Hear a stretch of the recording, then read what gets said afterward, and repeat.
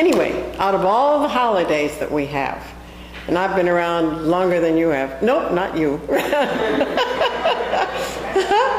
I think Easter is probably one of the nicest. It is the prettiest to me, with all the different pastel colors, and I always get such wonderful energy and love and everything on Easter morning, maybe because you prepare for it, because all these years that, when I was a little girl in Omaha, Nebraska, we had a Holy Weekend, we had Lent, and we did all those things that led up to Easter.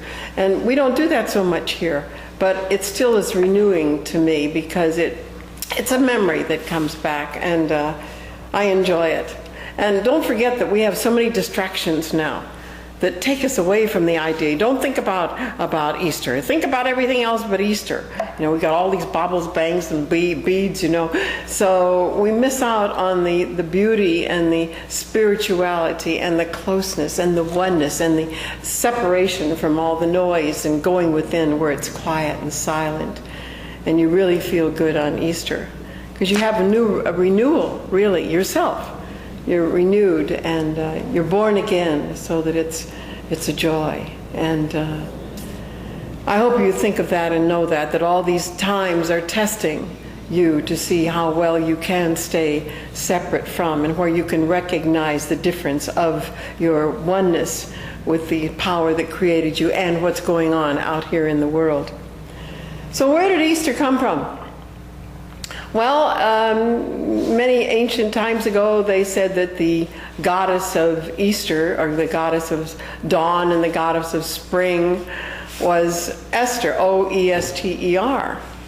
And she was known as the goddess, and she changed one of her birds into a rabbit, and the rabbit produced colorful eggs. Now, can you imagine that's where we got all these colorful eggs, is from this rabbit back here? Anyway, so they say. And the Anglo-Saxon myth was that's where it came from. So, and she amused all the children with this.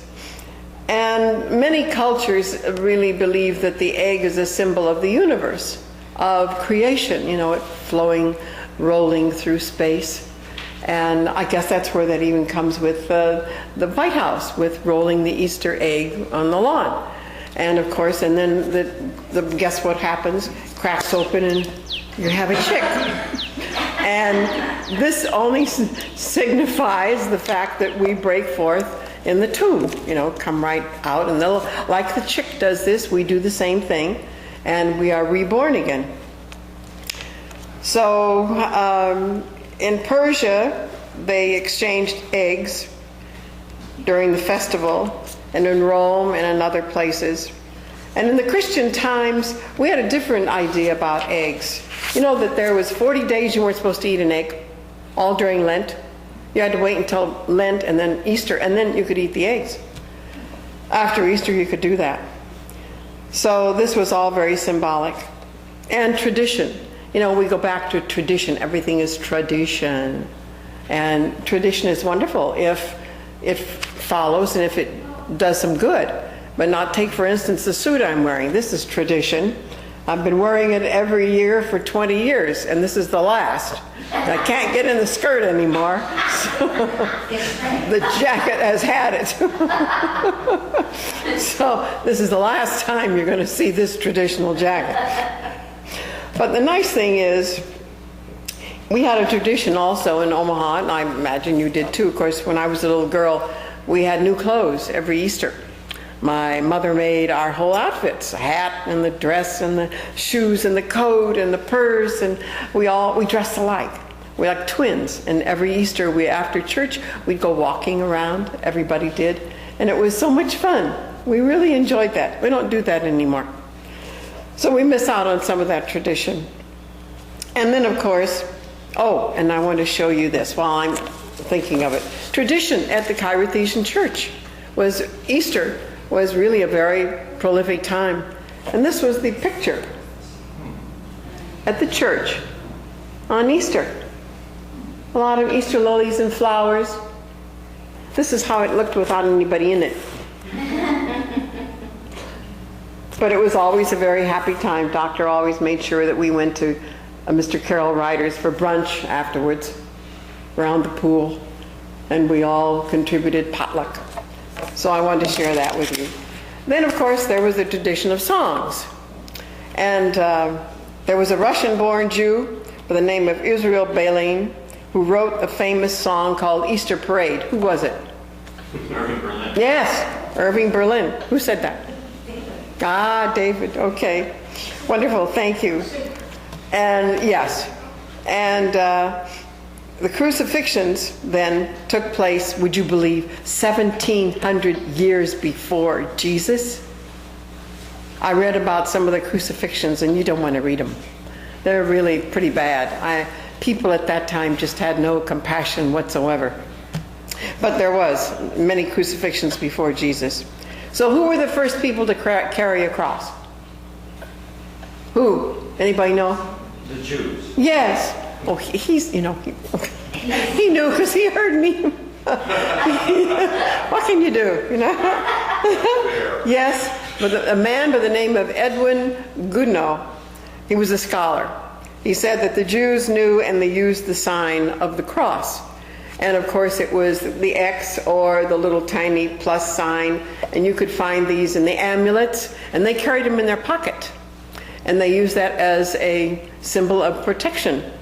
And they even found them on the tombstones in Rome centuries ago, where they had these on their tombstone. And by the 1st century, they were familiar with the sign of the cross. So they also realized that it was a very spiritual thing of the nails that were in the cross. And they would take the nails out of the cross and carry those, healing. So they believed that the nails that were in the cross were healing. And the rabbis permitted them to carry the nails on the Sabbath, which was really quite unusual. And then, of course, the significance of the crucifixion as the Christianity took place was 10 or 11 or 12 centuries later. So it didn't happen all of a sudden. And that's when they moved from there into the cross where Jesus was put on the cross, and that was removed from the Jewish tradition. Now, we also have something else we need to remember. On Easter morning of March the 27th, at 4 o'clock in the morning, on the year 1921, Dr. Bussell received his sight. And I don't know, Ev, were you in the congregation at the time that he told us?